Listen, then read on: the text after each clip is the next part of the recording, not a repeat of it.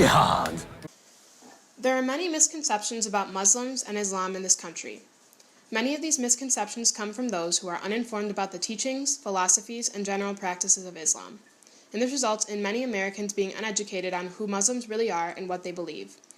One of the most common debates revolving around Islam is the meaning and significance of the term jihad. Jihad in the news is often translated to mean holy war, but holy and war are both English words with Latin origins, so it probably doesn't mean exactly that. According to Google Translate, the individual words exist separately in Arabic. So what is jihad? Does it refer to a set of conflicts, like how the Crusades refer to a set of Christian holy wars? Nope, it does not. So why do they need the extra word jihad to describe a holy war? Does it even mean holy war at all? Well, the short answer is no. What jihad really means is struggle. It's a major religious duty that many consider to be the unofficial sixth pillar of Islam, right below self-control, giving to the poor, and visiting Mecca. In his article, From the Spirituality of Jihad and the Ideology of Jihadism, Dr. Reza Shah Kazemi unpacks the true meaning of jihad and the history surrounding this idea. Shah Kazemi cites a verse from chapter 29 of the Quran that reads, "As for those who exert themselves in us, we will surely guide them unto our pathways," which he interprets as essential in understanding what the jihad is really about. He explains that the effort or exertion made by someone claiming to be acting in the spirit of jihad should be conducted in God, outlined by the standards in the Quran that God revealed to Muhammad. These verses explain what truly is jihad in the eyes of God. According to Shah Kazemi, the effort, exertion, or what we can refer to as the jihad, must be conducted within a divine framework and thus be in harmony with all the spiritual and ethical qualities that pertain to that framework. Unfortunately, there are small, radical populations of Muslims that commit violent acts claiming to be doing so in the name of God. The reality is that they are doing so through a distorted and misinterpreted version of jihad. He meant to emulate them, that he meant to carry out a jihad attack that would terrorize Americans in accord with the Quran's command to strike terror in the hearts of the enemies of Allah and to fulfill Muhammad's command to kill gays. And so he was acting clearly trying to emulate the Tsarnaev brothers. He was a regular attendee at the mosque. He was on a terror watch list. He dropped off the terror watch list because the fact is there are just too many people like him to keep track of all of them. And that's exactly what the Islamic State or ISIS wants to bring about. From 9/11 to the present, these small populations have been responsible for the broad generalization of the Muslim community as being violent terrorists. News and media coverage often use the terms jihad, Muslim, Islam, and terrorism interchangeably, which creates the common misconception that all Muslims are violent and that Islam is a religion that teaches violence to its followers. Even though many Muslim scholars have explained that these events are totally devoid of any legitimacy in terms of Islamic law and morality, the sad reality is that these acts of terror have been etched into the minds of many Americans as being closely related to the teachings of Islam, and it has created an extremely negative label for the vast majority of Muslims who, like us, were horrified by the 9/11 attack and the various other attacks coined as terrorist attacks that have happened around the world. The reading states that many in the West and in the Muslim world are appalled by the fact that the mass murder on that day, 9/11, is being hailed by some Muslims as an act of jihad. Because of this image and the misconceptions that come with it, Shah Kazemi explained that this is a situation where the traditional spirit of Islam and the meaning, role, and significance of the jihad within it is being distorted beyond recognition, and the only way to combat the negative stereotypes, rumors, and delusions is to focus on the facts and history of jihad and explaining its true meaning. There is extensive historical evidence of Muslims acting within the true meaning of jihad during war, which contradicts the idea that it is an excuse for excessive cruelty or violence in the name of Islam. For example, Salah ad-Din, a 12th century Muslim, upon taking Jerusalem in 1187, became eponymous with chivalry when he gave pardon to all the women and children who were displaced. He even freed their husbands and provided recompense for their estate from his own treasury. This is highly contrasted by the account of the Christian recapture of Jerusalem, in which Muslims were killed at sight and no survivors were left. To say that Islam is fundamentally anti-Semitic is unfounded in both theology and history. The Quran explicitly makes the point that, quote, "that which is revealed unto Abraham and that which was revealed unto Moses and Jesus, we make no distinction between any of them." Quran 3:84. The Jews living under Muslim rule in Spain described it as a golden age of tolerance. It was only under the Christian Reconquista that Jews and Muslims were persecuted. In fact, the Quran says that Islam should never be forced upon anyone. For example, quote, "There is no compulsion in religion." Quran 2:256. Islam teaches peace. Muslims the world over aspire to live with dignity and a sense of justice. And when it comes to America and Islam, there is no us and them, there is only us, because millions of Muslim Americans are part of the fabric of our country. Shah Kazemi continues in his explanation of jihad through the noble story of a man named Abd al-Qadir.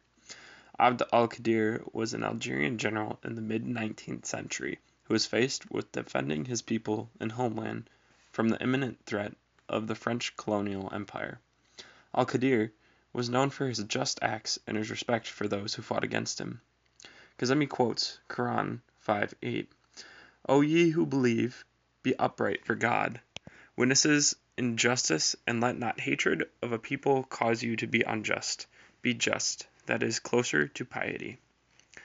And then states, "For his conduct is a perfect exemplification of the principle enshrined in this verse, and in general he stands forth as a powerful antidote to many of the most insidious poisons afflicting the body, politic of the Muslim world in our times."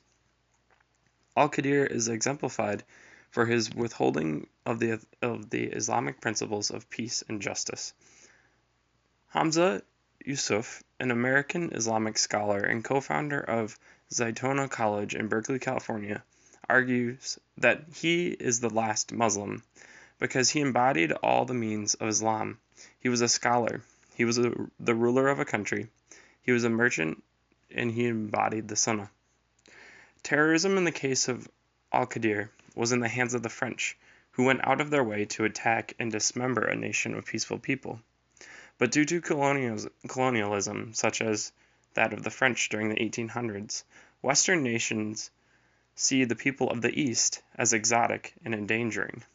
The French took advantage of this during their campaigns by stating to Westerners, "The essential thing is that she established a lasting colony, and that is, as a consequence, she will bring European civilization to these barbarous countries, when a project which is to the advantage of all humanity is to be carried out.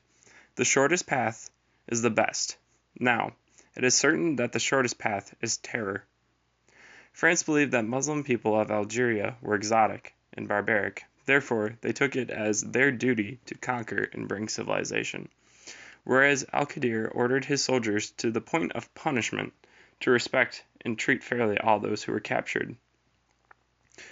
But as a way of maintaining the barbaric view of the Algerians, the French did not let the stories of the humane treatment be spread to soldiers. Shah Kazemi writes, "The Emir's humane treatment of the French prisoners was kept a secret from the French forces.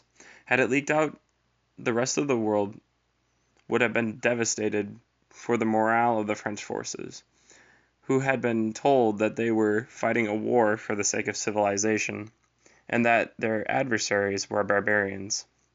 Abd al-Qadir went as far as to save over 1,500 Christians when faced with other Muslims who had the intention of serving justice in the means of killing, as the French had killed their brothers and sisters. Hence Shah Kazemi's title of an eye for an eye. Al-Qadir believed that the killing of French prisoners was not what Islam taught, and he fought to the point of killing other Muslims for what was right. In light of how modern media depicts jihad as being suicide bombers and all-out warfare, we can see that true Muslims do not conduct themselves in this manner. And the perfect example of this we can see through the actions of Abd al-Qadir. When addressing the mob of Muslims who wanted to execute the Christian soldiers, Al-Qadir was asked why he defended them, and his response was, "I did not fight Christians. I fought the aggressors who called themselves Christians."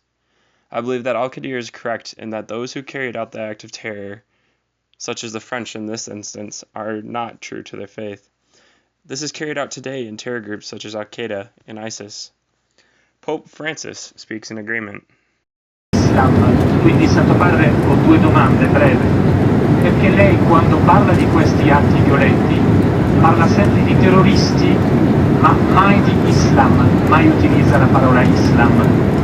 E poi, oltre alle preghiere e al dialogo, che ovviamente sono essenzialissimi, quale iniziativa concreta lei può avviare o magari suggerire per contrastare la violenza islamica? Grazie, sentita. A me non piace parlare di violenza islamica, perché tutti i giorni, quando sfoglio i giornali, vedo violenze. Qui in Italia, questo che uccide la fidanzata, un altro che uccide la suocera, un altro. E questi sono cattolici maltesati, sono violenti cattolici.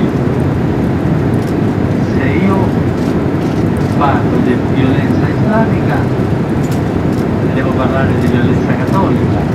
E no, non gli islamici tutti sono violenti, non i cattolici sono violenti.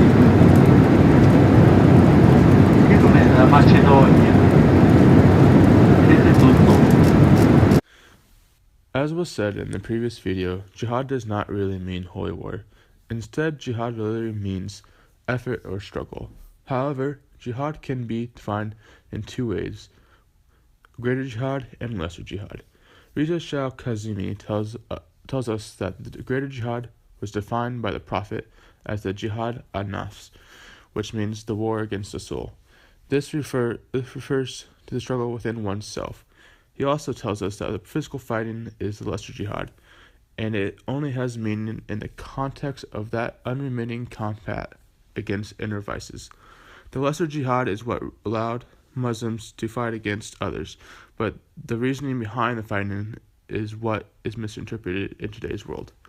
A Muslim should only fight when he is fighting those inner vices, and should only fight in the path of and only for God, not for yourself or because of emotion.